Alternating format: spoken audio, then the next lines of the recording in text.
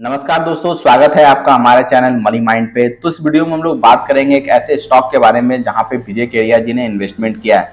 अगर यहां पे बात करें इस स्टॉक की, तो इस स्टॉक में भी अच्छा खासा यहां पे गिरावट देखने को मिला है। और अगर इनकी बात करें तो ये खुद बोलते हैं कि मैं उस कंपनी में या उस स्टॉक में इन्वेस्टमेंट करता हूँ जहां पे कुछ ना कुछ अभी प्रॉब्लम चल रही हो और उसमें अच्छा खासा आने वाले टाइम में इंप्रूवमेंट या उसमें परफॉर्मेंस में सुधार होने की पॉसिबिलिटी हो, तो मैं ऐसे स्टॉक को या ऐसे कंपनी को पिक करता हूँ। तो ऐसे ही स्टॉक है जो यहाँ पे अभी गिरावट देखने को मिला है। और यहाँ पे बात करें स्टॉक या कंपनी की बात करें हम लोग, तो ये स्मॉल कैप से रिलेटेड कंपनी है और बेसिकली ये ट्रांसपोर्ट सर्विस से रिलेटेड स्टॉक है। तो चलिए जानते हैं कंपनी के बारे में, कंपनी क्या करती है, इनके इन्वेस्टमेंट के बारे में और इन्होंने क्यों ऐसा देखा इन्होंने कि इन्होंने बाइंग करने का डिसीजन लिया। एग्जैक्ट तो रीजन नहीं पता चलता है, लेकिन कुछ चीजें हम लोग यहाँ पे अंदाजा लगा सकते हैं जिसके बारे में हम लोग बात करेंगे। उससे पहले आपसे रिक्वेस्ट है कि प्लीज चैनल को जरूर सब्सक्राइब करें। काफी कम सब्सक्राइब हमारे चैनल पे, इसलिए आपसे रिक्वेस्ट होगा प्लीज चैनल को सब्सक्राइब करें ताकि स्टॉक मार्केट और फाइनेंस रिलेटेड आपको जेन्युइन इन्फॉर्मेशन मिल सके। मुझे भी इससे सपोर्ट और मोटिवेशन मिलता है। तो चलिए जानते हैं कंपनी के बारे में। अगर कंपनी की यहाँ पे बात करें तो आपको पिक्चर से समझ में आ गया होगा कि ये कंपनी कुछ ना कुछ हेलीकॉप्टर सर्विस से रिलेटेड है।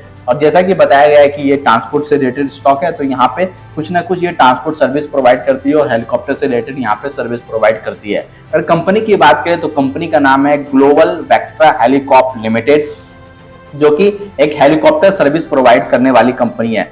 कंपनी के बारे में जानने से पहले इनके इन्वेस्टमेंट के बारे में हम लोग जानते हैं। इन्वेस्टमेंट की बात करें तो इनके पास, अगर यहाँ पे होल्डिंग की बात करें तो इनके पास लगभग अभी देखे तो 0.68 मिलियन शेयर है, जिनका वैल्यू जो होता है वो लगभग यहाँ पे 135 मिलियन के आसपास का वैल्यू होता है। अगर यहाँ पे होल्डिंग की बात करें तो मार्च 2025 तक इनके पास 4.90% का होल्डिंग था, लेकिन यहाँ पर देखे तो जून के पास इनके पास 3% के आसपास होल्डिंग आ गया, यानी कि इन्होंने बीच में लगभग 2% के होल्डिंग कम किया।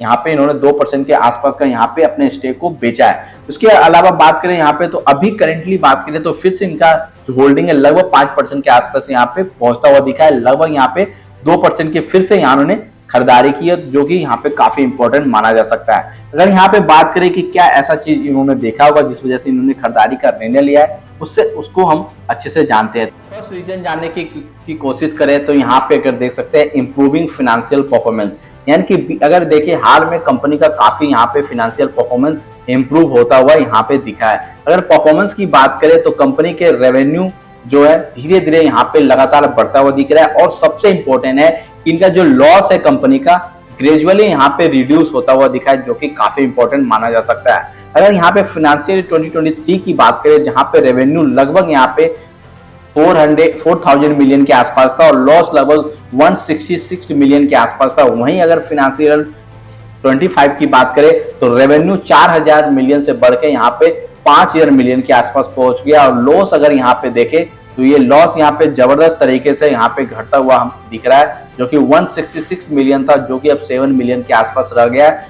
काफी इंप्रूवमेंट यहाँ पे देखने को मिला है और काफी यहाँ पे बड़ा टर्न अराउंड देखने को मिल रहा है कंपनी में, इसलिए यहाँ पे एक बड़ा फोकस बड़े इन्वेस्टर का यहाँ पे गया होगा। सेकेंड रीजन की बात करें तो यहाँ पे लगातार एफआईज का यहाँ पे अट्रैक्शन यहाँ पे बढ़ता हुआ दिख रहा है। और यहाँ पे एफआईज की बात करें तो जून से पहले यहाँ एफआईज का कोई होल्डिंग नहीं था, लेकिन अभी बात करें यहाँ पे एफआईज का होल्डिंग यहाँ पे बढ़ता हुआ दिख रहा है और 0.08% का एफआईज यहाँ पे सितंबर तक यहाँ पे एफआईज का होल्डिंग हो चुका है, यानी कि धीरे धीरे देखे तो एफआईज का भी होल्डिंग बढ़ रहा है। और सबसे बड़ा यहाँ पे कारण है कंपनी ने जिस तरह से अपने फाइनेंशियल और रेवेन्यू और प्रॉफिटेबिलिटी पे ध्यान दिया, उसमें काफी यहाँ पे इंप्रूवमेंट होता हुआ दिख रहा है। अगर यहाँ पे कंपनी की बात करें, जैसा कि मैंने बताया कि ये ऑयल एंड गैस कंपनी को अपने सर्विसेज प्रोवाइड करती है, तो उनका सबसे बड़ा कस्टमर जो है वो ओएनजीसी है, जिन्हें ये लीज पे हेलीकॉप्टर प्रोवाइड कंपनी करती है। इसके अलावा जैसा कि मैंने बताया कि कई सारे और भी कंपनी को ये अपने सर्विस प्रोवाइड करती है टूरिज्म को लेके, इलेक्शन रैली में जो इस्तेमाल होता है, जो वीआईपी इलेक्शन लीडर्स का जो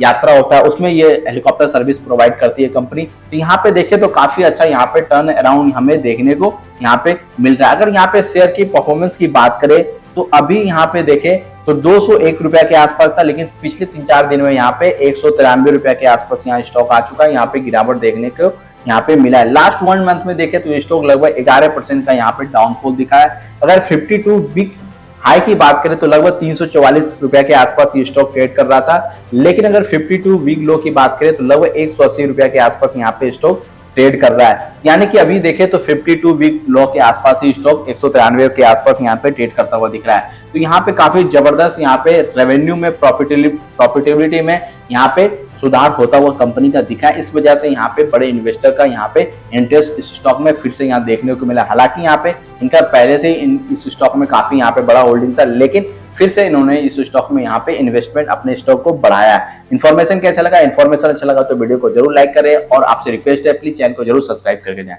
थैंक यू।